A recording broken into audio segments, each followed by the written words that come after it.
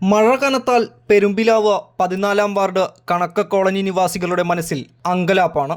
കാരണം കഴിഞ്ഞ 15 വർഷമായി തുടരുന്ന റോഡിലെ വെള്ളക്കെട്ട് തന്നെ. കാൽനടയാത്രയും വാഹനയാത്രയും ദുസ്സഹമാക്കുന്ന മേഖലയിലെ വെള്ളക്കെട്ടിന് ശാശ്വത പരിഹാരമില്ലാതെ വർഷം 15 പിന്നിട്ടിരിക്കുന്നു. ആദ്യ വേനൽ മഴ പെയ്ത ഇന്നലെ രാത്രി തന്നെ 1 മണിയോടെ റോഡിൽ കനത്ത വെള്ളക്കെട്ടാണ് രൂപപ്പെട്ടത്. റോഡ് താഴ്ന്നതാണ് ഇവിടുത്തെ പ്രധാന പ്രശ്നം. കൂടാതെ റോഡിൻ്റെ ഒരു വശം മാത്രമേ കാന നിർമ്മിച്ചിട്ടുള്ളൂ. ഉള്ള കാനയാണെങ്കിലോ മണ്ണും ചെളിയും മാലിന്യങ്ങളും നിറഞ്ഞ് അടഞ്ഞ അവസ്ഥയിലുമാണ്. റോഡിൻ്റെ സമീപത്തു തന്നെ മഴവെള്ളം ഒഴുകിപ്പോകാനുള്ള വലിയ തോട് പഞ്ചായത്ത് വക നിർമ്മിച്ചിട്ടുണ്ടെങ്കിലും കാനയിലെ മണ്ണിൻ്റെയും മാലിന്യങ്ങളുടെയും തടസ്സം മൂലം ഇവിടേക്ക് വെള്ളം ഒഴുകിയെത്തുന്നില്ല.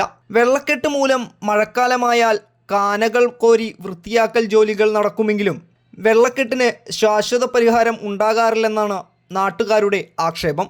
ആൽത്തറ, തിപ്പിലശ്ശേരി, കടങ്ങോട്, എരുമപ്പെട്ടി മേഖലയിൽ നിന്നും പെരുമ്പിലാവ് ജംഗ്ഷനിലേക്കുള്ള വഴിയാത്രക്കാരും പെരുമ്പിലാവിലെ നിരവധി വിദ്യാഭ്യാസ സ്ഥാപനങ്ങളിലേക്കുമായുള്ള അനേകം വിദ്യാർത്ഥികളും സഞ്ചരിക്കുന്ന പ്രധാന എളുപ്പപാത കൂടിയാണിത്.